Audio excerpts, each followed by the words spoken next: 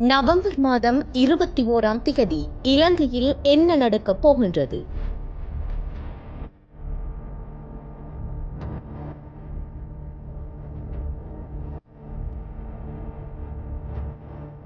நாமல் ராஜபக்ஷ ஆட்சியை பிடிக்கும் மகா அரசியல் நவம்பர் மாதம் 21ஆம் திகதி கொழும்பில் எங்கோ ஓரிடத்தில் தயாராக வருகிறது. இந்த ஆட்சி பிடிக்கும் விழா எந்த இடத்தில் நடக்கவிருக்கின்றது என்பது பற்றி இன்னும் யாருமே உறுதியாக சொல்லவில்லை. நாங்கள் மழை பெய்யும் வானத்திலும் கூட்டத்தை குவிக்க முடியும் என்பதே இதற்கான பொருளாகி போகின்றது போல் எதிர்க்கட்சி. பொதுஜன பெரமுன 2019ஆம் ஆண்டு நடைபெற்ற ஜனாதிபதி தேர்தலிலும் 2020ஆம் ஆண்டு நடைபெற்ற பாராளுமன்ற தேர்தலிலும் பெற்றுக்கொண்ட 69 லட்சம் வாக்குகள் இன்னும் குளிரூட்டப்பட்ட பெட்டியில் பாதுகாப்பாக இருக்கின்றன என்கின்ற நம்பிக்கைதான் பெரமுன வட்டாரத்தின் மனநிலை. ஆனால் 2022ஆம் ஆண்டில் மக்கள் எழுச்சியையும் அதன் பின்விளைவாக பாதையை தொலைத்த தங்களது அரசியலையும் 2024ஆம் ஆண்டு மக்கள் போட்ட தீர்ப்பால் அரசியல் பீங்கான் சுவர் உடைந்தது என்பதையும் மறந்துவிட்டனர் போலிருக்கின்றனர்.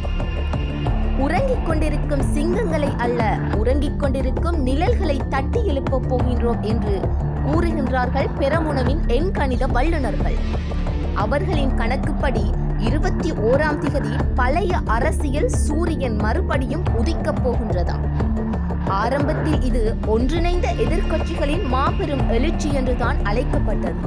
ஆனால் பொதுஜன பெரமுனவிற்கு ஒரு காலத்தில் மூச்சு குழாய் போன்று இருந்த விமல் வீரவன்ச සිංගප්පූරුව වෙනස් කළේ ලීක්වාන් යූ මැලේසියාවට හිටියේ මහතිර් මොහමඩ් විතරයි. ගෝඨාභය රාජපක්ෂ කියන්නේ ලීක්වාන් යූ, මහින්ද රාජපක්ෂ කියන්නේ මහතිර් මොහමඩ්. සිංගප්පූරුව හැදුවේ ලීක්වාන් යූ නම් මැලේසියාව හැදුවේ මහතිර් මොහමඩ් නම් 2005 මේ රට බේරලා දුන්නේ මහින්ද ගෝඨා. සුසංයෝගය නම් 2019න් පස්සේ වැටිලා තියෙන රට රකලා දෙන්නේ, නැගිට්ටුවලා දෙන්නේ ඒ සුසංයෝගය. ගෝඨාභය මහින්ද සුසංයෝගය. ශ්‍රී ලාංකීය ලීක්වාන් යූ, ශ්‍රී ලාංකීය මහතිර් මොහමඩ් சுசன்யோகிய தமாய் அப்பட்ட முட கஹினி. விமல் வீரவன்ச அந்த அரசியல் விழாவில் கலந்து கொள்ளவில்லை. அவருக்கு ஏதோ தத்துவ இடைவெளி இருக்கின்றது என கூறப்படுகின்றது. மஹிந்த கோட்டாபய என்று ராஜபக்ஷ அரசியல் ரயிலின் என்ஜினாக இருந்த திலீப் ஜயவீரவுக்கும் நாமலை ஜனாதிபதியாக்கும் ஆர்வம் இல்லை. ஆனால் உதயன் கம்மன்பில மட்டுமே அந்த ரயிலில் ஏற தயாராக இருக்கின்றார். NPP அரசாங்கத்திற்கு எதிராக நவம்பர் மாதம் 21ஆம் தேதி முன்னெடுக்கப்பட உள்ள எதிர்ப்பு பேரணியில் விமல் வீரவன்சவின் கட்சி பங்கேற்காது என அவர் வெளியிட்டுள்ள அறிக்கை உறுதிப்படுத்துகின்றது. அதேபோல் பிரதான எதிர்க்கட்சியான ஐக்கிய மக்கள் சக்தியும் இந்த பேரணியில் இருந்து தொலைவில் நின்று பார்ப்பவர்கள் பட்டியலில் இடம்பெற்றுள்ளனர். இதே நேரத்தில் ஐக்கிய தேசிய கட்சிக்கும் பெரமுனவுக்கும் இடையில் நேற்றைய தினம் 12ஆம் திகதி ஒரு மௌன பேச்சு மேடை நடைபெற்றுள்ளது.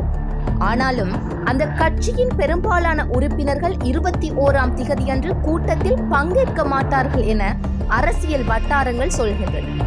அதனால் இந்த பேரணி முழுக்க நாமல் கம்மன்பில குழுவின் சுயமேடை ஆகவே போகின்றது.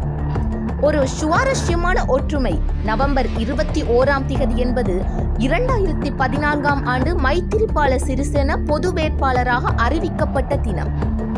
அதுபோலதான் இன்றும் ஒரு புதிய அரசியல் சக்கரம் திருப்பும் முயற்சி அந்த திகதியிலேயே தொடங்க போகின்றதா என்று கேள்வி எழும்புகின்றது. எனவே அந்த நாளை ஏன் தேர்ந்தெடுத்தார்கள் என்பதே இன்றும் மர்மமாக இருக்கின்றது. ஆக நாமும் காத்திருக்கின்றோம் நவம்பர் 21ஆம் திகதிக்காக.